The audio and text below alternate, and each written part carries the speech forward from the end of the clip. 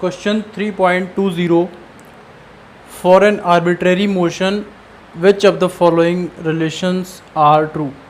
सो जो इम्पोर्टेंट बात है वो ये है कि आर्बिट्रेरी मोशंस जो होते हैं, यहाँ पे जो बात की गई है वो आर्बिट्रेरी मोशन की बात की गई है, यानी कि रैंडम मोशन हो गया है। अदरवाइज जैसे मोशन हम लोगों ने पढ़ा है जब कांस्टेंट एक्सेलरेशन होता है, ठीक है, या एक्सेलरेशन ज़ीरो होता है, ठीक है, कांस्टेंट स्पीड होती है, या कई बार इनिशियल स्पीड ज़ीरो है, कई बार टाइम ज़ीरो है, वहाँ से मोशन शुरू हो रहा है। तो कई सारे मोशन होते हैं। आर्बिट्रेरी मोशन यानी कि कुछ भी फिक्स नहीं है कि एक्सेलरेशन कांस्टेंट होगा या नहीं होगा, ये इनिशियल स्पीड ज़ीरो होगी या नहीं होगी, कुछ रैंडम मोशन है कुछ भी। तो वहाँ पे जो कंडीशंस दे रखी हैं उसको हमें बताना है ट्रू है या फॉल्स है।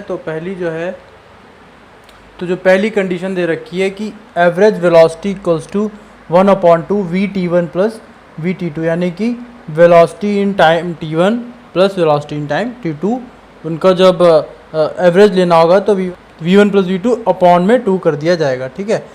बट एवरेज जो वेलोसिटी होती है उसका फॉर्मूला जो होता है वो होता है total displacement upon total time. तो टोटल डिस्प्लेसमेंट कैसे निकाला जाता है? टोटल डिस्प्लेसमेंट यानी कि डिस्प्लेसमेंट इन या final position minus initial position से निकाल लेते हैं डिस्प्लेसमेंट, ठीक है, टोटल डिस्प्लेसमेंट को। या फिर distance travelled in time T2, कोई भी दो टाइम इंटरवल दे रखे हैं, अगर T1 और T2 और उनके बीच अगर हमें डिस्प्लेसमेंट निकालना है, टोटल डिस्प्लेसमेंट, तो डिस्टेंस ट्रेवल्ड, तो डिस्टेंस देखिए नेक्स्ट क्वेश्चन में R से कहा गया तो R से ही लिख लेते हैं, अदरवाइज X से भी लिखते हैं। तो distance travelled in time T2 minus distance travelled in time T1 upon total time interval, जो टोटल टाइम है, यानी कि T2 माइनस T1 के बीच में कितना टाइम है, टाइम गैप। तो ये जो होती है ये टोटल डिस्प्लेसमेंट का फॉर्मूला होता है। इसको जब सॉल्व करते हैं तब हमारा V एवरेज निकल के आता है। ये जो कंडीशन दे रखी है ये तब होती है जब हमारा एक्सेलरेशन कांस्टेंट होता है, यानी कि जो V एवरेज, यहाँ पे तो ये फॉल्स हो जाएगा, ठीक है, बट V एवरेज का जो दे रखा है ये जो कंडीशन, यानी कि V1 प्लस V2 अपॉन 2, तो ये कब होती है? जब टाइम इंटरवल सेम होता है V1 और V2 के लिए, कांस्टेंट एक्सेलरेशन होता है। जब A कांस्टेंट होगा, ठीक है, एक्सेलरेशन कांस्टेंट होता है, और V1 का जो टाइम है वो भी T है, और V2 जितनी देर चला है वो भी T है, यानी कि T टाइम के लिए V1 वेलोसिटी से चला है, T टाइम के लिए V2 वेलोसिटी के लिए चला है। जब हम डिस्प्लेसमेंट निकाल लेंगे, टोटल डिस्प्लेसमेंट D आएगा, वो V1T प्लस V2T, ठीक है, ये टोटल डिस्प्लेसमेंट हो जाएगा, ठीक है, अपॉन जो टोटल टाइम होगा, टोटल टाइम इनको ऐड करके आएगा T प्लस T यानी कि 2T, T कैंसिल हो जाएगा तो बचेगा V1 प्लस V2 अपॉन 2। तो ये कंडीशन तब होती है जब एक्सेलरेशन कांस्टेंट होता है और T1 और टाइम सेम होता है V1 और V2 के लिए, तब V एवरेज जो निकलता है V1 प्लस V2 अपॉन 2। ये जो कंडीशन है यहाँ पे फॉल्स हो जाएगी, क्यों? क्योंकि ये आर्बिट्रेरी मोशन है। बट जो सेकेंड वाला है, बट जो B पार्ट दे रखा है क्वेश्चन का, उसमें हमें यही दे रखा है कि V average equals to RT2 minus RT1 upon T2 minus T1, यानी कि वहाँ पे आर्बिट्रेरी मोशन हो रहा है, चाहे एक्सेलरेशन कांस्टेंट है नहीं है कुछ भी है, बट जब हम ये सारी वैल्यूज रखेंगे तो हमें जो आंसर आएगा उसी के अकॉर्डिंग मिलने लगेगा। तो ये V एवरेज के लिए सही है, total displacement upon total time. तो ये कंडीशन ट्रू हो जाएगी हमारी, ठीक है। C पार्ट जो है VT यानी कि velocity in time T equals to V0 यानी वेलोसिटी इन टाइम 0, या कह लें इसको initial velocity plus AT acceleration time. तो ये V equals to U plus AT भी इसको पढ़ते हैं, ये ट्रू हो जाता है। कंडीशन क्या होती है? जब कांस्टेंट एक्सेलरेशन होता है, ठीक है। V equals to U plus AT कब लगाते हैं? जब कांस्टेंट एक्सेलरेशन होता है, बट यहाँ पे आर्बिट्रेरी मोशन है तो यहाँ पे ये फॉल्स हो जाएगा। डी पार्ट भी सेम है,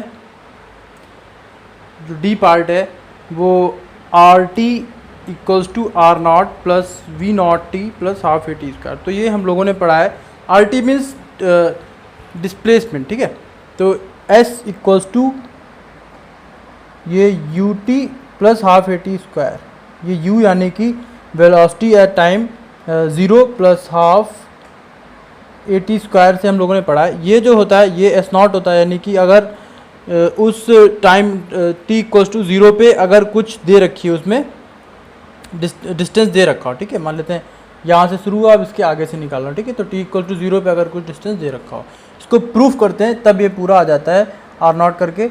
यानी कि जब हम इसको प्रूफ करते हैं v equals to D X upon D T से इसको प्रूफ किया जाता है, तो हो जाता है D X equals to V D T, और v की वैल्यू रख लेते हैं, ये डी एक्स हो जाएगा। v की वैल्यू रख लेते हैं u प्लस ए टी या वी नॉट, वी ज़ीरो रख लें, ठीक है, V zero plus A T और यहाँ पे डी टी। फिर जब हम इसको इंटीग्रेट करते हैं, ठीक है, एक्स नॉट से x तक और यहाँ से t इक्वल्स टू 0 से t तक, तो वहाँ पे ये हमको x नॉट की वैल्यू मिलती है, ये जो r नॉट लिखा हुआ है, ठीक है। r कह लें या x कह लें, यानी कि t इक्वल्स टू 0 पे जो डिस्प्लेसमेंट चली हुई होती है, ठीक है। तो वहाँ से आया, बट ये यहाँ पे फॉल्स हो जाएगा, क्यों? क्योंकि ये जो सारी कंडीशन होती है S equals to U T plus half A T square वाली, ये कब होती है? तीनों ही जो इक्वेशन ऑफ मोशन होते हैं वो एक्सेलरेशन कांस्टेंट होता है तभी लगते हैं, तो यहाँ पे ये फॉल्स हो जाएगा। ये बात समझ आ गई कि ये आर नॉट कहाँ से आता है, जब इसको हम प्रूफ कर रहे होते हैं। हम लोग तो डायरेक्टली पढ़ते हैं S equals to U T plus half A T square, but proofing में ये पूरा बताया जाता है कि ये आर नॉट कहाँ से आएगा। तो ये यहाँ पे क्या हो जाएगा, ये फॉल्स हो जाएगा। ई पार्ट जो दे रखा है ए एवरेज, यानी एवरेज एक्सेलरेशन क्या होता है? Change in velocity upon change in time, यानी कि delta we upon delta T. तो ये सही है, ठीक है, ये ट्रू है। Velocity in time t2 minus velocity in time t1 upon t2 minus t1, यानी कि टाइम इंटरवल। तो ये तो ट्रू है, तो दो ट्रू हो जाएंगे। देखिए पहला फॉल्स हो जाएगा, क्यों? क्योंकि ये कांस्टेंट एक्सेलरेशन होती तभी हम एवरेज इस तरीके से निकालते हैं। सेकंड जो है वो ट्रू हो जाएगा, क्योंकि ये जो फॉर्मूला है वो total displacement upon total time का है। थर्ड फॉल्स हो जाएगा, क्योंकि जब एक्सेलरेशन कांस्टेंट होता है तभी ये इक्वेशन ऑफ मोशन हमें मिलता है। फोर्थ भी डी पार्ट भी फॉल्स हो जाएगा, क्यों? क्योंकि ये भी जब एक्सेलरेशन कांस्टेंट होता है तभी ये इक्वेशन ऑफ मोशन हमें मिलता है। और फिफ्थ जो ई पार्ट है ये ट्रू हो जाएगा। एवरेज एक्सेलरेशन जो होता है वो change in velocity upon change in time से ही निकलता है, delta we upon delta T. तो ये ट्रू हो जाएगा, ठीक है।